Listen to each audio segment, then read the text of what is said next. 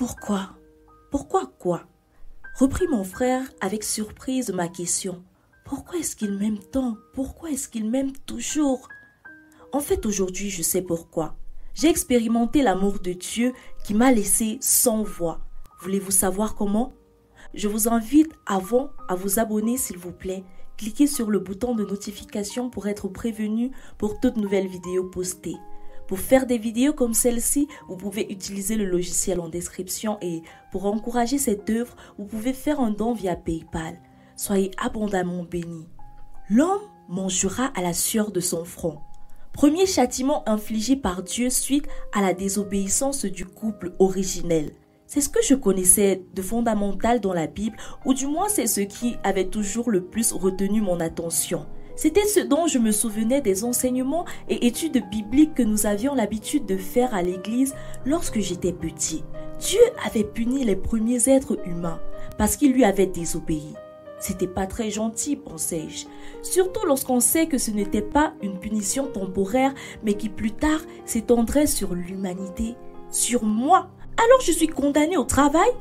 Si je comprends bien, je suis né pour travailler, m'étais-je exclamé une fois. Les autres étaient bien sûr très surpris, le moniteur encore plus. Mais j'étais très sérieux. Franchement, cette idée me terrifiait, surtout pour le gros paresseux que j'étais. Et oui, je n'aimais rien faire du tout. Lorsqu'il m'était assigné des tâches à la maison, je voyais cela comme un supplice. À la limite, je détestais. Alors le jour où on m'enseigna cet aspect de la Bible, l'idée que je ne pourrais pas y échapper à l'avenir me terrifiait. C'est alors que s'était développé un blocus dans ma tête. Je ne voulais plus rien savoir d'autre sur la parole de Dieu. Pour moi, il était trop sévère. Les punitions de mon père étaient largement mieux que les siennes, mais pourtant il est censé être le maître de l'univers. Voilà en quelque sorte la principale raison pour laquelle je m'étais éloignée de Dieu. Le temps passait, je grandissais et persévérais dans ma paresse. Je n'achevais jamais ce que je commençais. Je ne respectais jamais mes engagements. J'étais le champion dans la procrastination. Pour moi, j'avais tout le temps devant moi, pas besoin de trop me secouer ou de faire un tas de choses. Qu'est-ce que cela changerait au monde de toute façon? Que je le fasse maintenant ou demain, c'est pareil. Le résultat sera là. Belle motivation dans la bêtise, je sais. Mon cas était vraiment désespérant. En parlant de désespérance, je l'ai bien vécu lorsqu'enfin il fallait voler de ses propres ailes. Le confort familial s'arrêtait là, m'avait dit papa. Maintenant mon fils, tu dois être indépendant. Mais ta mère et moi sommes là si tu as besoin de nous. Mais vraiment, si c'est nécessaire. T'en fais pas papa, tout ira bien, je m'en sortirai. Et je n'ai pas tout le temps besoin de vous. Avais-je répondu, tout confiant. Au fond de moi, j'étais heureux. Enfin, j'allais faire les choses à ma manière. Je n'aurais plus de compte à rendre à personne. J'allais faire tout ce que j'avais envie. Sans entendre quelqu'un me dire « la Bible dit que » ou encore « Dieu nous enseigne que » c'était fini. Et le plus important, je ne serais plus obligée de travailler. Papa et maman avaient cependant tenu à m'accompagner dans ma nouvelle demeure. Ils avaient tellement insisté que j'ai accepté. Lorsqu'ils me déposèrent chez moi, je me mis à sauter de joie. C'était très beau. Normal, maman avait beaucoup de goût, puisque l'appartement m'avait été offert par eux. Le temps pour moi de trouver un emploi et de payer par moi-même le loyer. Je ne pus résister une journée. Le même soir, après leur départ, j'organisais une fête avec tous mes potes. Les jours suivants, c'était juste la belle vie. Je me réveillais à mon heure voulue, je mangeais ce que je voulais, je regardais la télé quand et comme je voulais. Ah oui, il fallait chercher un boulot. Je le ferai certainement demain, il n'y a pas le feu. Aujourd'hui, je ne me sens pas vraiment d'attaque. Et chaque matin, c'était pareil, la même excuse. Mais alors, très vite, les moyens que mes parents avaient mis à ma disposition s'épuisèrent. Je commençais alors à me demander comment je ferais. Peut-être que maman pourrait m'aider, le temps que je trouve quelque chose. Non, je ne peux pas rentrer de sitôt à la maison, ce serait une honte, la honte totale. Je dois supporter et trouver une autre solution.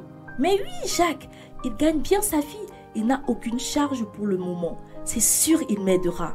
Je me rendis donc chez mon frère et lui fis part de ma situation, bien sûr en omettant la partie fête et autres. Mais Loïc, en moins de 3 mois, tu es déjà à découvert avec tout ce qui t'a été laissé. Cherches-tu au moins du travail? Oui, bien évidemment, je cherche du travail, qu'est-ce que tu crois? Mais tu sais, ce n'est pas facile du tout. Je vois, dit-il, l'air incertain. Cependant, il consentit à me donner de l'argent qu'il considérait comme un prêt et moi comme un don entre frères.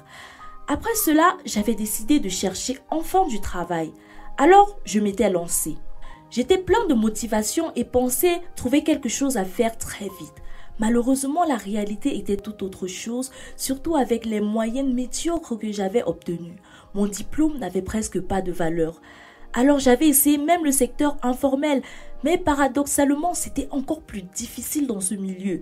Il y avait trop à faire et les salaires n'étaient pas considérables. Et curieusement, des personnes se bousculaient pour avoir des places. Ce n'était pas pour moi, en tout cas. Alors je me mis à réfléchir encore et encore. Le temps passait et je ne trouvais rien, qui cadrait selon mes attentes bien sûr.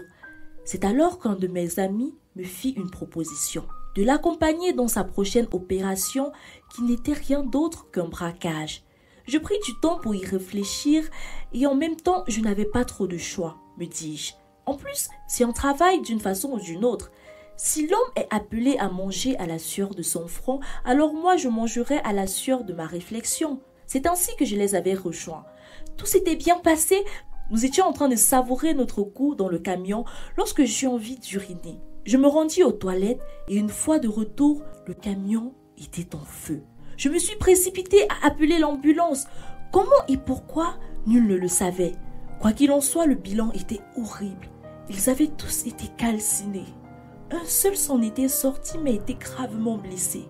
J'étais là, totalement perdue, ne comprenant rien à la situation. Je ressentais un mélange d'émotions, tristesse, peur, regret, surtout reconnaissance. Oui, de la reconnaissance, je le reconnaissais. Dieu m'avait épargné de cette tragédie. Qui sait ce que je serais devenue si j'étais restée quelques minutes plus tôt dans cette voiture? Pourquoi est-ce qu'il m'aime tant? Avais-je demandé lorsque ma famille était venue me rendre visite, puisque je ne sortais plus après cet incident. J'avais été totalement brisée. Eh bien, il n'y a vraiment pas de raison, petit frère, répondit Antoine. Dieu nous aime tout simplement, d'un amour inconditionnel, un amour qui ne dépend pas de ce que nous faisons ni de ce que nous sommes, car tous sommes ses enfants, sa créature. Il a manifesté son amour plusieurs fois, mais tu as toujours refusé de voir. Certes, il a puni Adam et Ève à cause de leurs bêtises, mais ce n'est pas pour autant qu'il les avait abandonnés, car il continua à faire pleuvoir sur la terre pour s'assurer qu'ils mangent effectivement à la sueur de leur front et qu'ils ne meurent pas. Il est même encore allé plus loin en faisant un cadeau inestimable à l'humanité en donnant son Fils unique comme moyen de réconciliation afin de nous donner une nouvelle vie. Aujourd'hui, il a encore préservé ta vie. Je ne dis pas que tes amis ne méritaient pas de vivre, mais ces voix sont insondables. Et toi peut-être, il attend peut-être plus de toi.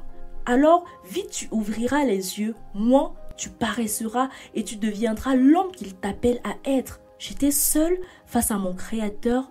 Je me rendis compte que mon frère avait bien raison. J'avais été trop endettée. Il était plus que temps de se lever et d'agir. Je ne vais pas vous dire que cela a été facile, non.